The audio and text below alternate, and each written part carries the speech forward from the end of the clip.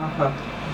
Hola, mi nombre es Jesús Loyo y él es mi compañero Héctor Fernández, y hoy vamos a presentar lo de los tratamientos documentales para nuestro trabajo de archivo de gestión y producción documental. Adelante.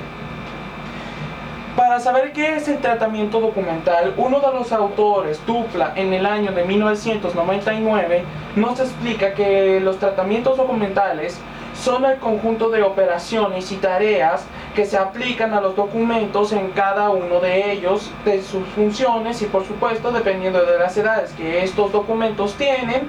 Eso es el objetivo para poder conservar, organizar, hacerlos más rápidamente accesibles para todo público, manejables y también útiles para diversos fines. Eso quiere decir que Dupla nos explica es que en estos tratamientos documentales cada uno puede ser almacenado, protegido, pero a la vez puede ser accesibles y para poder utilizarse en diversos usos dependiendo de cuál sea. Y claro, eso dependerá del tiempo o de la época que tiene el documento, porque en cada documento tiene su propiedad, pero en ese punto lo explicaremos más tarde. Según lo que nos contó Dupla, aquí en el año 99 nos dice que hay diferentes tipos de determinadas funciones en el cual pueden englobar estos fondos archivísticos. Estos fondos archivísticos son producción, identificación, clasificación, ordenación, descripción, transferencia, selección, valoración y eliminación. El primero son las producción. En la producción se quiere referirse a las recepciones o las generaciones de los documentos en una unidad administrativa en el cual cumple sus funciones. Quiere decir que son todos aquellos procedimientos, lineamientos y normas que se encuentran inmersos dentro de la creación de los documentos en una institución o dependencia. Eso quiere decir que en la producción ahí se empieza a crear ese documento para poder así entonces tenerlo, utilizarlo, manejarlo de cualquier modo. Eso es lo que le da a la producción para los tratamientos documentales. Pero eso depende, en el cual eso nos lo ha explicado Ramón en el año 2008. Pero en este tipo de procedimientos hay puntos principales importantes en el cual le da ese análisis de procesos al interior de la organización en los procesos. Se encuentran las competencias, las funciones, los procesos, los subprocesos, los procedimientos y las actividades. Dale de nuevo. En cada uno explicaremos de lo que se trata, pero eso tendrá que ser rápido por el tiempo.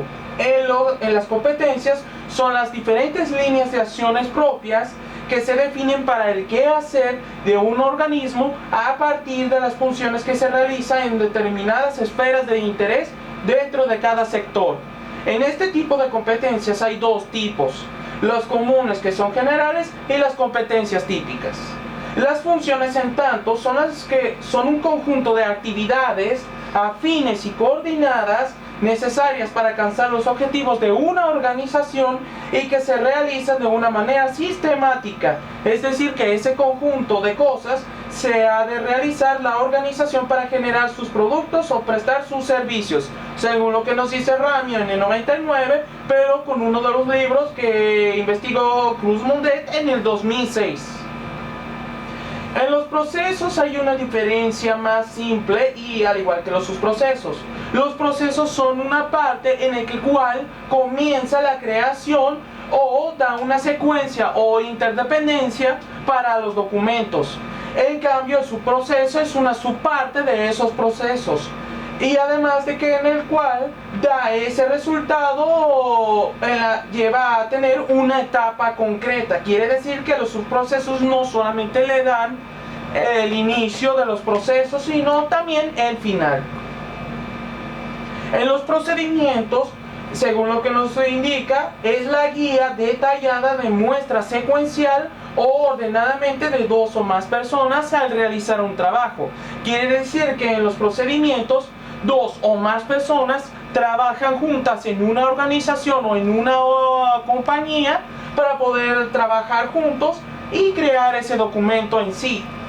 En cambio, las actividades, que según lo que nos indica el Ministerio del Gobierno Nacional de la República de Colombia, son las secuencias de eventos ordenados que pueden integrar un subproceso o subprocedimientos que quiere definirse también en un conjunto de operaciones y tareas propias que se realizan una persona o entidad para sus logros o fines específicos. Ahora vamos con la parte de identificación. La identificación es una operación previa a la clasificación que nos puede conducir a los conocimientos de los órganos y de las unidades administrativas que se producen los documentos y sus funciones a través de las normativas en la que originan, y también de los tipos documentales producidos como secuencias de expresiones en las actuaciones en ese órgano en el ejercicio de sus funciones, según lo que nos dice Dupla en 2004. Eso nos quiere referir que en la identificación ahí debe hacer un proceso de investigación o de análisis dependiendo de qué documento trata. Si puede ser de una compañía o del gobierno o de cualquier cosa. También debe analizarse cuánto tiempo lleva, cuándo ha sido creado y quiénes son los responsables de esto. Ahora vamos con la valoración. Según el manual de fondos de acumulados creado por Casimira y Ramírez en el año 2004, nos indica que es un proceso técnico de análisis intelectual de la producción documental en la institución que tiene como objetivo identificar los actores tanto primarios como secundarios de los documentos y de esta manera poder establecer tiempo que debe permanecer tanto en el archivo de las oficinas como de los archivos centrales y poder señalar su disposición final. En esto nos quiere contar en las valoraciones los años en que han durado estos documentos. Hay dos tipos de valores de documentos y esos valores fueron creados por Seyssel en el año 58, justamente en la década de los 50, en el cual había creado un procedimiento basado por los valores primarios y los valores secundarios. Los valores primarios son aquellos que van unidos a la finalidad inmediata por la cual el documento ha sido producido. Están regulados en una norma legal y sometidos a plazos temporales de vigencia. Eso nos quiere decir de que ahí es cuando un documento empieza su año. Para que un documento pueda considerarse primario, tiene que al menos durar de un tiempo de 1 a 3. De 3 a 5 y por supuesto de 5 a 10, que ese es el límite de tiempo para los valores primarios, en un documento en tal. Pero en estos valores primarios aparecen tres tipos: los valores administrativos, los valores legales, jurídicos y probatorios, y los valores fiscales y contables. Ahora tenemos los valores secundarios, que son distintos a los valores primarios, ya que ellos son aquellos que obedecen a otras motivaciones y no son las propias de la finalidad de documentos cumplidos ya por un periodo vital en el proceso administrativo.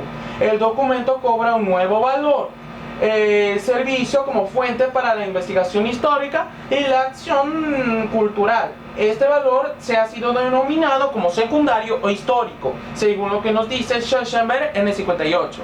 Eso nos quiere decir que los valores secundarios son aquellos que tienen más años y que pueden ser históricos e importantes. Estos documentos se le consideran así si tienen la edad de al menos de 15 años, de 30 y por supuesto de más. Eso lo consideraría histórico y debería pertenecer al archivo histórico y no ser botado a la basura. En estos valores secundarios hay dos tipos: los valores informativos y los valores testimoniales.